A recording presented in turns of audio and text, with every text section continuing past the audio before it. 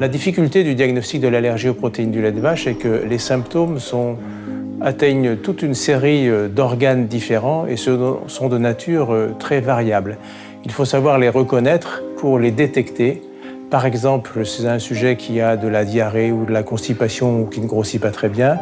ou chez un sujet qui a une pathologie respiratoire à répétition, ou encore chez un enfant atteint d'eczéma, dermatite atopique, ou bien qui a des poussées d'urticaire de temps en temps qu'on ne comprend pas. Le nombre de patients le plus important qu'on voit dans le cadre de l'allergie aux protéines du lait de vache, c'est la première année de la vie, c'est-à-dire le petit nourrisson.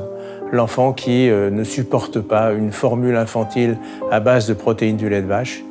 pour lequel il faut faire le diagnostic parce qu'il a des symptômes comme des pleurs incessants ou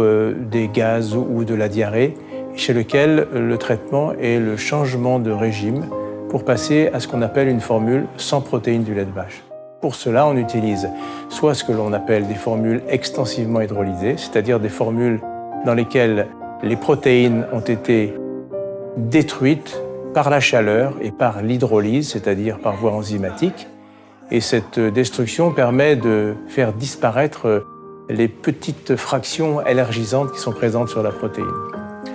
Ces formules fonctionnent dans à peu près 90% des cas, mais quelquefois l'enfant est très allergique et il réagit même aux petits restes allergéniques qui sont présents dans ces formules.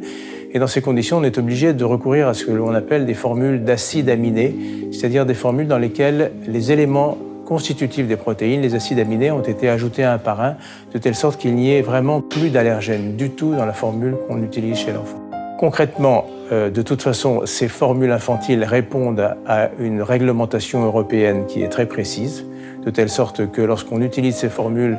on est sûr de n'avoir aucune carence nutritionnelle